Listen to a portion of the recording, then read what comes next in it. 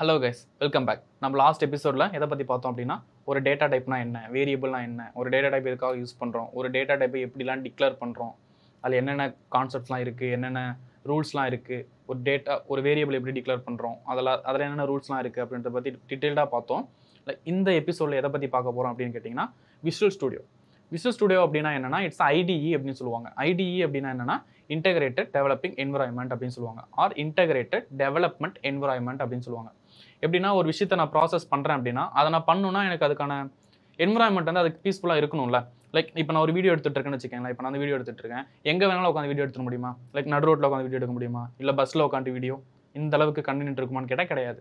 இப்போ எனக்கு இதுக்குன்னு தனியாக ஒரு ப்ரைவேட் ஸ்பேஸ் தேவைப்படுது, லைட்டிங்ஸ் தேவைப்படுது, பேக்ரவுண்ட்லாம் தேவைப்படுதுல்ல. இது எல்லாமே இருக்கிறனால எனக்கு என்ன நடக்குது, ஈஸியாக இருக்குது. இந்த ப்ராசஸ் நான் பண்ணுறதுக்கு எனக்கு ரொம்ப ஈஸியாக இருக்குது, யூஸ்ஃபுல்லாக இருக்குது. இதை வச்சு என்னால் உங்களுக்கு ஈஸியாக நான் சொல்ல ஒரு விஷயத்தை சொல்லவும் முடிஞ்சிடும். இதை விட்டுட்டு நான் போயிட்டு நடு ரோட்டில் உட்காந்துட்டோ இல்லை பஸ்ஸில் உட்காந்துட்டு ஒரு பேசஞ்சர் ட்ரெயினில் உட்காந்துட்டு நான் வீடியோ எடுத்துகிட்டு இருக்கேன். அங்கே நான் சொல்ல வர விஷயத்தை உங்களுக்கு தெளிவாக சொல்ல முடியுமா? சொல்ல முடியாதுல்ல. அதே மாதிரியான ஒரு விஷயம் தான். நம்ம கோட் பண்ணுறோம் அப்படின்னா எல்லா இடத்துலையும் கோட் பண்ண முடியாது. அது கோட் பண்ணுறதுக்கான ப்ராப்பரான ஒரு என்விரான்மெண்ட் எனக்கு தேவை. அந்த என்விரான்மெண்ட்டை நமக்கு கொடுக்குற விஷயம் தான் ஐடிஇ அப்படின்னு சொல்லுவோம். அதுக்காக நம்ம .NETல கோட் பண்ணுறதுக்கு யூஸ் பண்ணுற என்விரான்மெண்ட் ஆர் ஐடிஇ தான் என்னன்னா விஷுவல் ஸ்டுடியோ அப்படின்னு சொல்கிறோம். அந்த விஷுவல் ஸ்டுடியோ எப்படி இன்ஸ்டால் பண்ணலாம், எப்படி கான்ஃபிக் பண்ணலாம் அப்படின்றத பற்றி இந்த எபிசோட்ல பார்க்க போகிறோம். வாங்க ஸ்டார்ட் பண்ணலாம்.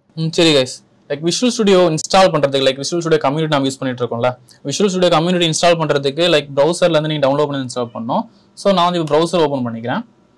ப்ரௌசரில் என்ன சர்ச் பண்ணுங்க அப்படின்னா, விஷுவல் ஸ்டுடியோ கம்யூனிட்டி எடிஷன் நம்ம யூஸ் பண்ணிப்போம்.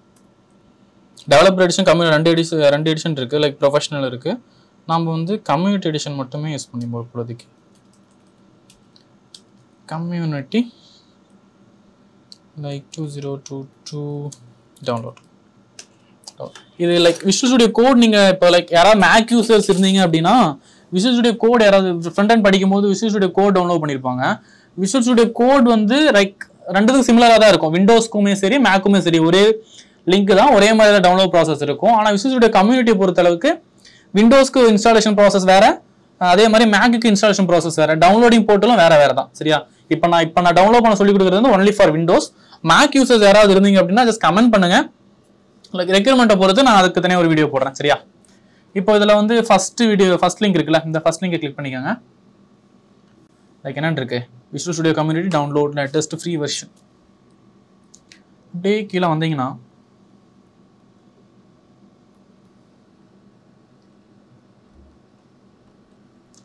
நிறைய இருக்குது பார்த்தீங்களா. இதில் வந்து என்ன கொடுத்துருப்பாங்கன்னா அதை பற்றின டீட்டெயில்ஸ்லாம் கொடுத்துருப்பாங்க.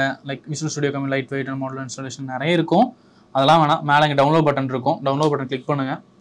டவுன்லோட் பட்டன் கிளிக் பண்ணதும் டவுன்லோட் ஆக ஆரம்பிச்சிடும். சரியா? கம்மியாக தான் இருக்கும். மெமரி ஸ்பேஸ் டவுன்லோட் எடுத்துக்கா, ஜஸ்ட் 4.3 MB. சரியா?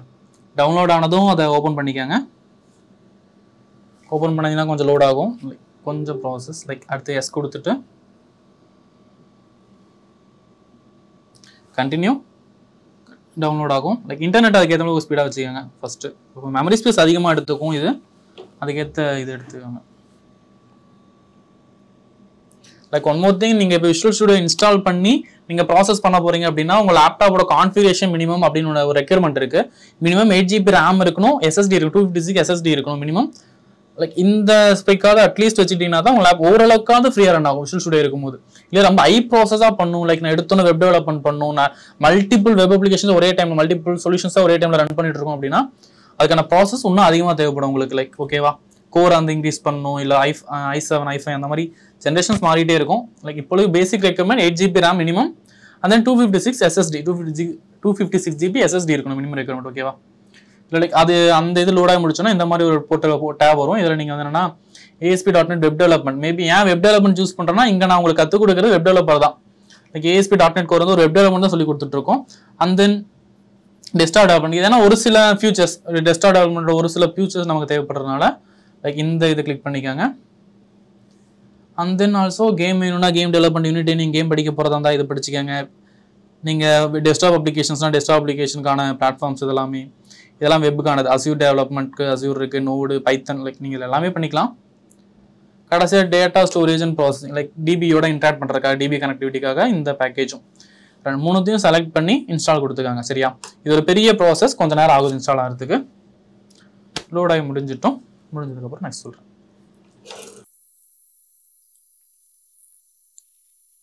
லைக் இன்ஸ்டால் ஆகி முடிஞ்சதுக்கு அப்புறம் லைக் உங்களுக்கு இந்த மாதிரி ஷோ ஆகும். மாடிஃபை லான்ச் மோர் கீழே SQL சர்வர் இருக்குல்ல, இது வந்து வேறு அப்ளிகேஷன் லைக் SSMS இன்ஸ்டால் பண்ணுறதுக்கான ஒரு இன்ஸ்டாலர்.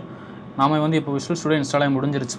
உங்களுக்கு இது முடிஞ்ச லைக் அது ஃபுல்லாக லோட் ஆகிட்டு உங்களுக்கு மாடிஃபை லான்ச் மோர் அப்படின்ற மாதிரி 3 ஆப்ஷன் காமிச்சிச்சு அப்படின்னா அது அவ்வளோதான் இன்ஸ்டால் ஆகி முடிஞ்சிருச்சுன்னு அர்த்தம். சரியா? இப்போ நீங்கள் இதை க்ளோஸ் பண்ணிடுங்க. உங்களுக்கு கீழே லோட் ஆகிட்டு இருக்கு பாருங்க, இங்கே இருக்க பாருங்க, வந்துட்டுருக்கு. லைக் சைன் அப் பண்ணிக்கலாம், சைன் அப் பண்ணிக்கலாம். சைன் அப் பண்ணுறது உங்களுக்கு இதுக்கு மைக்ரோசாஃப்ட் அக்கௌண்ட் தேவை. உங்கள்கிட்ட மைக்ரோசாஃப்ட் அக்கௌண்ட் இருக்குது அப்படின்னா நீங்கள் சைன் அப் பண்ணிக்காங்க, இல்லை அப்படின்னா விட்டுடலாம். ஓகேவா? நான் மேபி லேட்டர் அப்புறமா சைன் அப் பண்ணிக்கலாம். அப்படி இல்லைனா மேபி லேட்டர் கொடுத்துருங்க.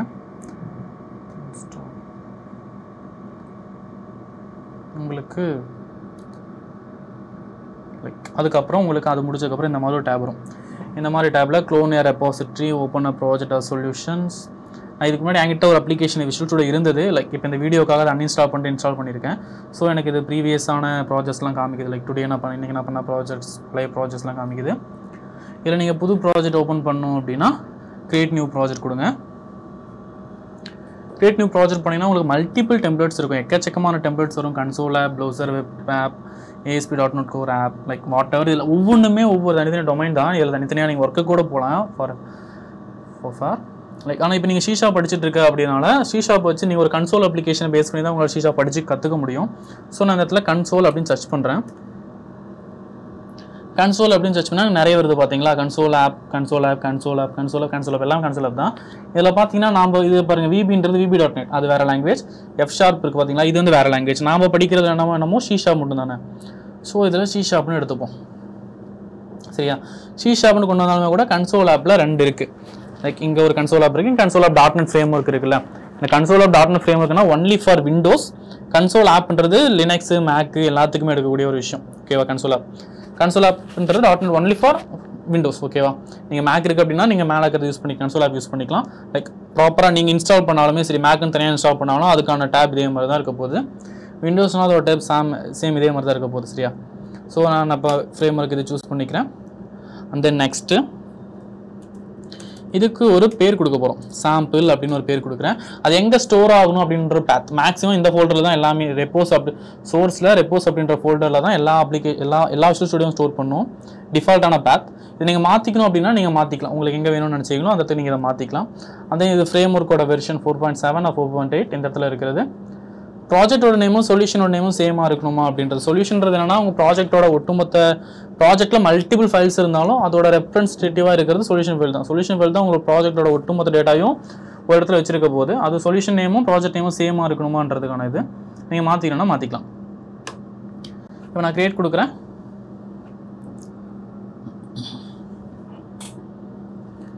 கிரியேட் கொடுத்த உடனே கொஞ்சம் லோட் ஆகிட்டு உங்களுக்கு டேப் ஓப்பன் ஆயிடும். வந்துச்சா?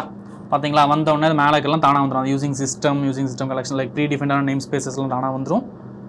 அதே மாதிரி லைக் இது நீங்கள் இந்த கிட்டபோட அக்கௌண்ட்டையும் மைக்ரோசாஃப்ட் அக்கௌண்ட்டையும் ஆட் பண்ணுற வரைக்கும் இந்த மாதிரி தான் இருக்கும். ஆட் பண்ணிங்கன்னா அது போயிடும். சரியா? அந்த நேம் ஸ்பேஸ்ன்ற என்ன சொன்னேன், கலெக்ஷன் ஆஃப் கிளாஸஸ் சொன்னோம் பார்த்தீங்களா? ப்ராஜெக்டோட நேமு, ஓகேவா? சொல்யூஷன் ஃபைலோட நேம் எங்கே பாருங்கள், சாம்பிள்னு இருக்குது. ப்ராஜெக்டோட நேமும் என்னது, சாம்பிள். அதே மாதிரி தான் நேம் சேவர்ஸ் நேமும் சாம்பிள் தான் இருக்கும். மேக்ஸிமம் ப்ராஜெக்டோட நேமும் நேம் சேவர்ஸ் நேமும் சேமாக இருக்கும். சரியா? அதுக்குள்ளே தான் நீங்கள் மல்டிபிள் ஃபைல்ஸை கிரியேட் பண்ணிருக்க போகிறீங்க. சரியா? அதுக்கடுத்து ஒரு கிளாஸ் ப்ரோக்ராம்குள்ள ஒரு மெயின் மெத்தட் என்ன சொன்ன ஞாபகம் இருக்கா? Main method start up object. Main method என்ன சொல்லுவோம், ஸ்டார்ட் அப் ஆப்ஜெக்ட்னு சொல்லுவோம். இங்கே இதை வந்து சொல்யூஷன் எக்ஸ்ப்ளோரர் அப்படின்னு சொல்லுவாங்க. சொல்யூஷன் எக்ஸ்ப்ளோரர் அப்படின்னா என்னன்னா ஒரு ப்ராஜெக்டோட டீட்டெயில்ஸ்லாம் ஹோல்ட் பண்ணி வச்சிருக்கிற ஒரு இடம். கைட் புக்னு வச்சுக்கோங்க. ப்ராஜெக்ட்டில் என்னென்னலாம் இருக்குது, என்னென்ன ஃபைல்ஸ்லாம் இருக்குன்னு செக் பண்ணுறதுக்கான இடம். அதெல்லாம் மல்டிபிள் ஃபைல்ஸ் இருக்குல்ல. இங்கே ப்ராப்பர்ட்டிஸ் இருக்குல்ல. இந்த ப்ராப்பர்ட்டிஸில் என்ன இருக்குன்னா உங்கள் அப்ளிகேஷனோட இன்டர்னல் உங்கள் ப்ராஜெக்டோட டீட்டெயில்ஸ்லாம் இருக்கும். என்னென்ன இதெல்லாம் இருக்குது, டிபக் அதை பற்றி இருக்கும். அசம்பிளிஸ் இன்ஃபோ, அதில் என்னென்னலாம் யூஸ் பண்ணியிருக்காங்க, என்னென்ன அசம்பிளிஸ்க்கான இதெல்லாம் வெர்ஷன்ஸ்லாம் இம்போர்ட் பண்ணியிருக்காங்க, அந்த மாதிரி இதெல்லாம் அதில் இருக்கும். சரியா? உங்கள் ப்ராஜெக்டோட நேம் என்ன, அசம்பிளியும் நேம் ஸ்பேஸ்லாம் சேமாக தானே இருக்கும். சாம்பிள் உங்கள் ப்ராஜெக்டோட நேம் என்ன, அது வெர்ஷன் லைக் இந்த மாதிரியான நிறைய விஷயங்கள் இருக்கும். ரெஃபரன்சஸில் ப்ரீ டிஃபைன் லைப்ரரி ஃபைல்ஸ் இருக்கும். அது இப்போ வேணாம். ஆப் கான்ஃபிகில் உங்கள் அப்ளிகேஷனோட கான்ஃபிகரேஷன் ஃபைல்ஸ் இருக்கும். இங்கே பார்த்தீங்களா இந்த இடத்துல வெர்ஷன் 4 .NET ஃப்ரேம்வொர்க் வெர்ஷன் 4 அப்படி இருக்குல்ல. நீங்கள் ஷீஷாப்போட வெர்ஷன் எப்பயும் சூஸ் பண்ண முடியாது. நீங்கள் நான் தான் சொன்னால ஷீஷாப் வந்து இப்போ 12 வரைக்கும் இருக்குது. ஆனால் மேக்ஸிமம் நம்ம 7 தான் யூஸ் பண்ணிட்டு இருக்கோம் அப்படின்ற மாதிரி சொன்னால கன்சோலில். .NET வெர்ஷனை வேஸ்ட் பண்ணி தான் நம்ம எந்த யூஸ் பண்ணுறோம்னா ஷீஷாப்போட வெர்ஷன் யூஸ் ஆகும். இப்போ நான் உங்களோட வெர்ஷன் .NET வெர்ஷன் 4.7 அப்படின்னா நீங்கள் யூஸ் பண்ணுற ஷீஷாப் வெர்ஷன் வந்து 7 தான். 4.7 இருக்கா, நீங்கள் யூஸ் பண்ணுற ஷீஷாப்போட வெர்ஷனும் 7ஆக தான் இருக்கும். .NET framework ஓட வெர்ஷன் தான் C# ஓட வெர்ஷன் இங்க சூஸ் பண்ணிட்டு இருக்கு சரியா. அதுக்கு அடுத்து இங்க வந்து program.cs இதுதான் start up object file. Starting main method starting த்ரெட்னு சொல்லுவோம். மெயின் மெத்தட் இருக்கிற கிளாஸ் ஸ்டார்ட் அப் ஆப்ஜெக்ட் அப்படின்னு சொல்லுவோம். இப்போ இந்த இடத்துல நான் ஒரு console.write லைன் கிரியேட் பண்றேன் அப்படின்னா லைக் நான் CW tab கொடுத்தேன் அப்படின்னா எனக்கு வந்துரும். console.write லைன் CW கொடுத்து நீங்க tab கொடுத்தீங்கன்னா வந்துரும். hi everyone அப்படின்னு கொடுத்தனா இப்போ நான் ரன் பண்றேன் அப்படின்னா இங்க பாருங்க ரன் பண்றதுக்கு ஸ்டார்ட் இங்க ஒன்னு இருக்கு இங்க ஒன்னு இருக்கு. ரன் வந்து லைக் இது டீபக் பண்றதுக்கு ஸ்டார்ட் பண்ணி டீபக் பண்றதுக்கு நீங்க டைரக்டா ரன் பண்றதுக்கு build and run it's run. உங்களுக்கு கன்சோல் ஸ்கிரீன்ல அவுட்புட் வந்துரும் சரியா. இதே மாதிரி தான் இப்போ கன்சோல் எல்லாத்துக்குமே உங்களுக்கு இந்த இடத்துல சஜஷன் காமிக்கும். இப்போ நான் வந்து ஒரு இன்டிஜர் வேரியபிளை டிக்ளேர் பண்றேன். Integer a is equal to 10 அப்படின்னு டிக்ளேர் பண்றேன் அப்படின்னா இங்கே லைக் இந்த இடத்துல நான் வந்து ஏவை பிரிண்ட் பண்ணி எடுத்துக்கலாம். உங்களுக்கு எரர் இருந்தால் மேக்ஸிமம் இதை ஷோ பண்ணி காட்டிடும். உங்களுக்கு சப்போஸ் இந்த இடத்துல நான் ஏன் இல்லை பீன் ஹெச்ன்ற ஒரு வேரியபிளை கால் பண்ணுறேன்னா இல்லாத ஒரு வேரியபிளை கால் பண்ணுறேன்ல அப்போ எனக்கு என்ன டஸ் நாட் எக்ஸிஸ்ட் இருந்தால் காரணம் இல்லாத ஒரு வேரியபிளை கால் பண்ணியிருக்கேன் அப்படி தானே அர்த்தம். உங்களுக்கு என்னென்ன எரர் இருக்கோ எல்லா எரரையும் மேபி கம்பைல் டைம் எரர் மொத்தத்தையும் உங்களால் விஷுவல் ஸ்டுடியோ ஈஸியாக ஐடென்டிஃபை பண்ணிக்க முடியும் சரி. அதுதான் ஐடியோட ப்ளஸ் பாயிண்ட்டும் கூட சரியா. இதை solution explore like visual studio பற்றி மட்டுமே தனியாக ஒரு வீடியோ எடுக்கலாம் 1.5 hours மேலே. நான் அவ்வளோ விஷுவல் ஸ்டுடியோ அவ்வளோ இருக்குது கொஞ்சம் நாள். இப்போ ஒரு லைனை கமெண்ட் பண்ணணும் அப்படின்னா செலக்ட் பண்ணி கமெண்ட் லைன் உங்களுக்கு தெரியும்ல கமெண்ட் லைன் லைக் அதெல்லாமே இருக்குது சரியா. அந்த இப்படி தான் ஒரு விஷுவல் ஸ்டுடியோ ரன் ஆகிட்டு இருக்கு. இங்கே ஏன் நீங்கள் கொடுத்தீங்க அப்படின்னா லைக் இங்கே 10 கொடுத்துருக்கேன்னா இந்த வேல்யூ எனக்கு வந்து இங்கே பிரிண்ட் ஆயிரும். இப்படி தான் விஷுவல் ஸ்டுடியோ ஓப்பன் பண்ணி ரன் பண்ணிருக்கோம். இப்படி தான் ரன் ஆகிட்டு இருக்கோம் சரியா. இது மேக்ஸிமம் யாருக்குமே இது வந்து ஷார்ட்கட்டை கிரியேட் பண்ணி கொடுக்காது. என்ன ஒரு விஷயம் அப்படின்னா உங்களுக்கு வந்து விஷுவல் ஸ்டுடியோ வந்து டெஸ்க்டாப்பில் ஷார்ட்கட்டை கிரியேட் பண்ணி கொடுக்காது. லைக் விண்டோஸ் கீ கொடுத்துட்டு நீங்கள் விஷுவல் ஸ்டுடியோ சர்ச் பண்ணிங்கன்னா உங்களுக்கு காமிக்கும் இந்த இடத்துல விஷுவல் ஸ்டுடியோ 2022 இதில் நீங்கள் பின் பண்ணிங்கன்னா டாஸ்க் பார்க் இங்கே பின் ஆயிரும் சரியா. இங்கே பின் ஆயிரும். அப்படிலாம் ஓப்பன் ஃபைல் லொக்கேஷன் போனீங்க அப்படின்னா ஃபைல் லொக்கேஷனில் கீழே இங்கே இருக்குது பார்த்தீங்களா ஷார்ட்கட் அப்படின்னு இருக்குல்ல இதை நீங்கள் காப்பி பண்ணிவிட்டு டெஸ்க்டாப்பில் போட்டிங்கன்னா விஷுவல் ஸ்டுடியோட ஷார்ட்கட் வந்து உங்களுக்கு இங்கே வந்துடும். இப்போ நீங்கள் இதை கிளிக் பண்ணிங்கன்னா அது உங்களுக்கு ஓப்பன் ஆகும் சரியா. எனக்கு மேபி மேக்ஸிமம் எல்லாத்தையும் டெஸ்க்டாப்பில் எதையும் வைக்க பிடிக்காது. அதனால் டெஸ்க்டாப்பில் எதையும் வைக்க மாட்டேன். எனக்கு டெஸ்க்டாப்பில் எது இருந்தாலும் அந்தளவுக்கு கன்வீனியண்ட்டாக இருக்காது. எனக்கு மேக்ஸிமம் நான் டாஸ்க் பாரில் வச்சுப்பேன் கீழே விஷுவல் ஸ்டுடியோ எங்கே இருக்குது பார்த்தீங்களா இதை நான் கிளிக் பண்ணேன் அப்படின்னா ஓப்பன் ஆகும். இப்போ நான் எடுத்துக்கிறேன் லைக் வந்துடுச்சா. இவ்வளோ தான் பேசிக் விஷுவல் ஸ்டுடியோ ரன் ஆகிட்டு இருக்கும். நீங்கள் ஃபஸ்ட்டு விஷுவல் ஸ்டுடியோ என்ன பண்ணுறீங்கன்னா டேவ் ஓப்பன் பண்ணிவிட்டு இதுக்கு முன்னாடி ஒரு வேரியபிளை கிரியேட் பண்ணி கால் பண்ணி ரன் பண்ணி பார்த்தோம்ல ஜஸ்ட் அதை மட்டும் எக்ஸிக்யூட் பண்ணி பாருங்க. அதை எக்ஸிக்யூட் பண்ணி பார்த்துட்டு உங்களுக்கு விஷுவல் ஸ்டுடியோவில் எப்படி ரன் ஆகும் அப்படின்ற சின்ன சின்ன டவுட் எப்படிலாம் இருக்குன்னு வச்சுக்கோங்களேன். லைக் இந்த கீவேர்டு இந்த இதில் இருக்க ஒவ்வொன்றுமே பெரிய விஷயங்கள் தான். ஏதாவது தெரியல அப்படின்னா கமெண்ட் பண்ணுங்கள். லைக் இதில் நான் இது வரைக்கும் சொன்னதில் எதுவும் புரியல அப்படின்னா ஜஸ்ட் கமெண்ட் பண்ணுங்கள் நான் எக்ஸ்பிளைன் பண்ணுறேன். தேங்க்யூ.